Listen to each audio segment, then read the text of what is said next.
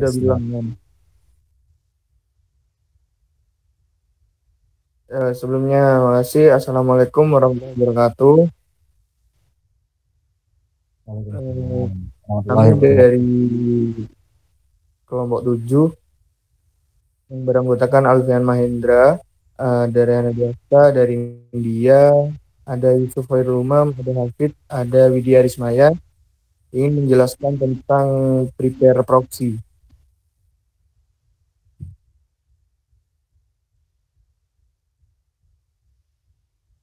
Pengertian dari server proxy sendiri adalah sebuah mekanisme dalam aplikasi yang berfungsi sebagai perantara jaringan agar dapat terhubung dengan komputer yang lainnya.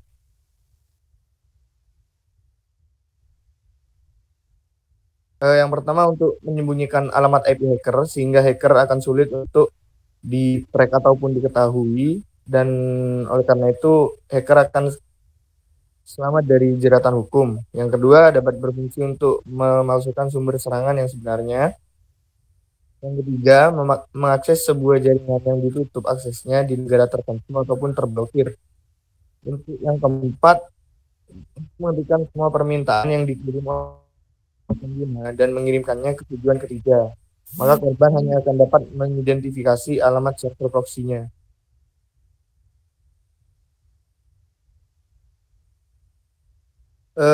Selanjutnya ada proxy chaining. Chain berarti rantai atau rangkaian proxy, di mana proxy yang ditentukan saling berhubungan, sedangkan proxy sendiri adalah perantara ataupun kurir antar IP satu ke IP yang lain. Pengertian mudah IP ataupun internet protokol adalah kode ataupun alamat, sedang proxy bisa kita ibaratkan sebagai kurirnya.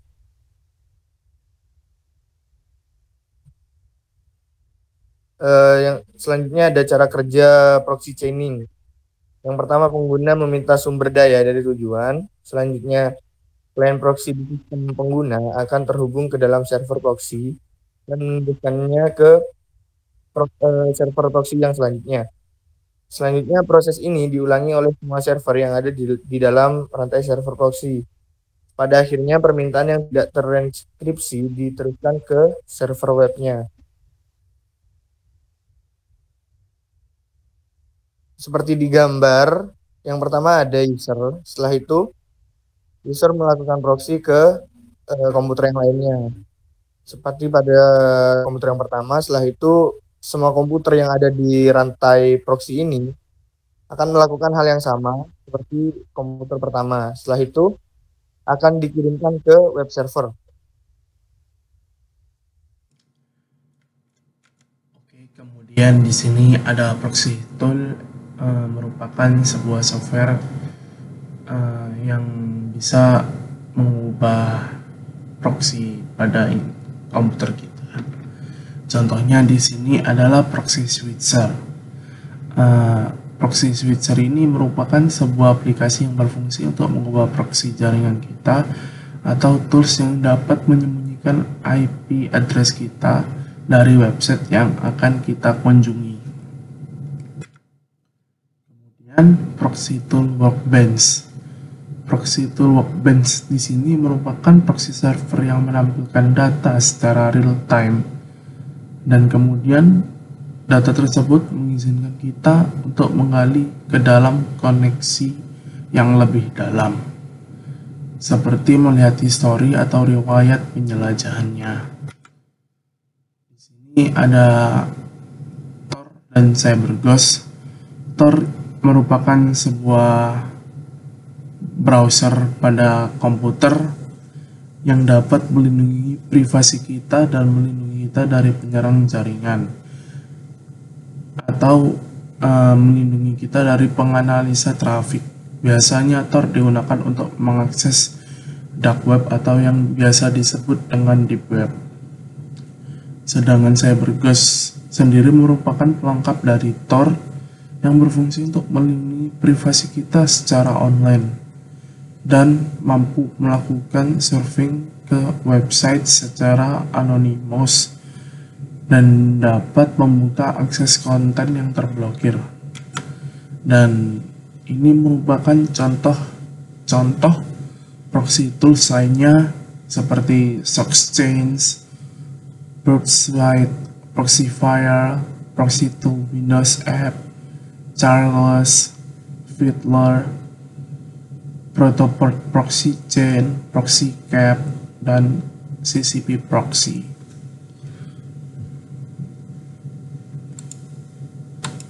Selanjutnya, proxy server. Pada gambar di samping adalah proxy server, sebuah server yang menyediakan suatu layanan untuk meneruskan setiap permintaan user atau klien kepada server lain yang terdapat di internet atau program komputer yang dapat bertindak sebagai komputer lainnya untuk melakukan permintaan konten dari internet atau internet.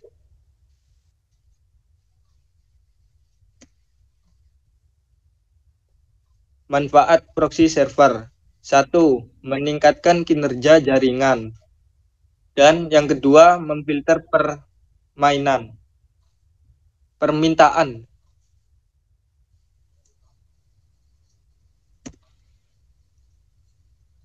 Lalu ada program server proxy gratis.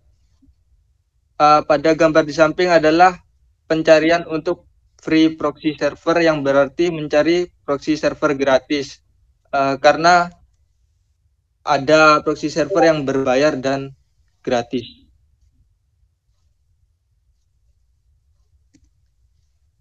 Pengantar anonymizer. 1. Anonymizer menghapus semua informasi pengenal dari komputer pengguna saat pengguna menjelajahi internet. 2. Anonim membuat aktivitas di internet tidak dapat dilacak. 3. Anonim memungkinkan Anda melewati sensor internet. Mengapa menggunakan anonymizer? 1. Privasi dan anonimitas melindungi dari serangan online. 3. Akses konten yang dibatasi. 4. Lewat IDS dan aturan firewall.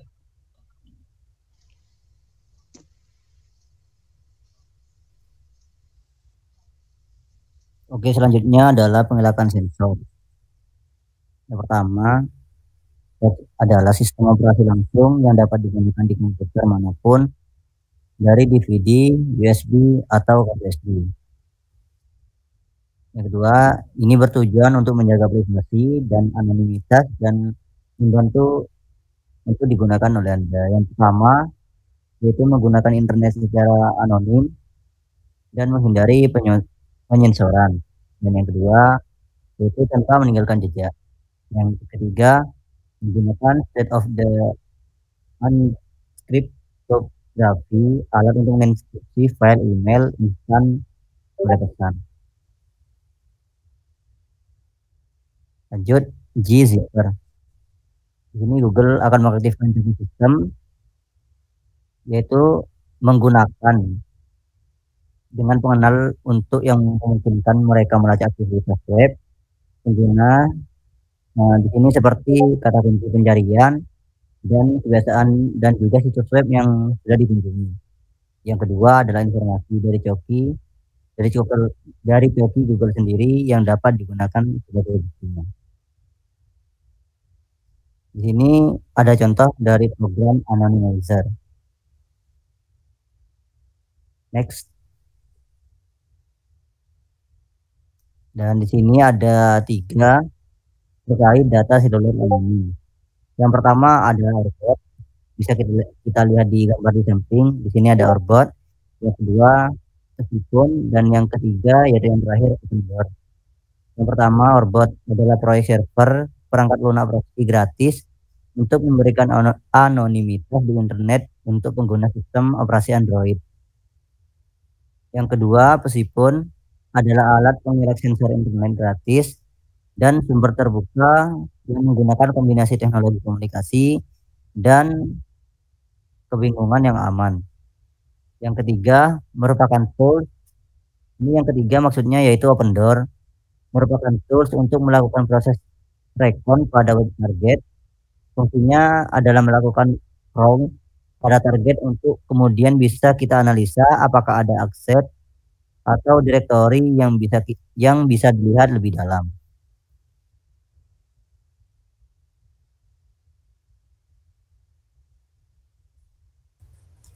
Pengertian spoofing alamat IP. Spoofing IP adalah perubahan alamat IP asli sebuah paket menjadi palsu dan membuatnya tampak seperti lalu lintas yang datang dari sumber sah. Peretas juga dapat membuatnya bekerja sebaliknya dan menutupi penerima. Sebelum proses jabat tangan TCP 3 arah terjadi, peretas mencegatnya untuk melakukan serangan spoofing IP dan memanipulasinya agar tampak seperti asli.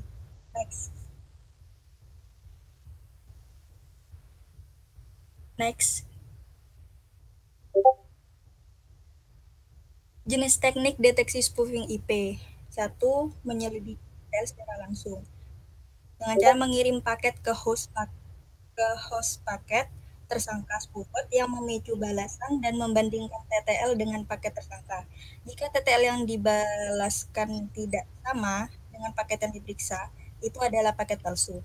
Teknik ini berhasil jika penyerang berada di subnet yang berbeda dari korban. Yang kedua, identifikasi nomor IP. Kirim penyelidikan palsu ke host lalu lintas tersangka yang memicu balasan dan bandingkan ID IP dengan lalu lintas yang dicurigai. Jika IP-ID tidak mendekati nilai paket yang diperiksa, lalu lintas yang dicurigai berarti dipalsukan. Teknik ini berhasil meskipun penyerang berada di subnet yang sama. Next. Cara mendeteksi spoofing yaitu ada 3, ada spoofing situs web, spoofing email, dan spoofing pesan teks. Spoofing situs web tidak ada simbol kunci atau bilah hijau pada URL. Semua situs web yang aman dan terpercaya harus memiliki sertifikat URL yang ditandai dengan adanya simbol kunci pada tab URL. Namun ada hal lain yang harus Anda ketahui, sertifikat SSL ini mudah didapat dan gratis. Next. Spoofing email. Selalu domain alamat email karena scammer mungkin memalsukannya. Yang kedua, tautan yang tersemat memiliki URL yang tidak biasa. Ketiga, banyak ejaan yang salah ketik, bahasa yang buruk, atau sintaks yang tidak biasa. Keempat, isi email terlalu bagus untuk menjadi kenyataan. Next. Spoofing pesan teks. Spoofing ID adalah tindakan yang mudah dilakukan. Selalu konfirmasi kepada pengirim asli setiap kali Anda mendapatkan pesan yang berisi berita mengejutkan.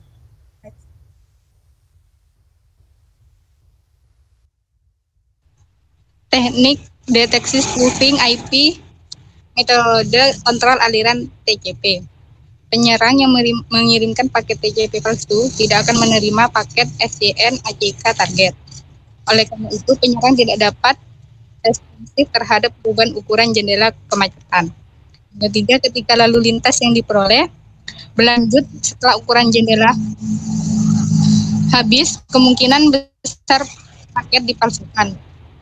Hacker yang menggunakan alamat palsu lalu mengirim paket SYN dengan IP 10.0.0.5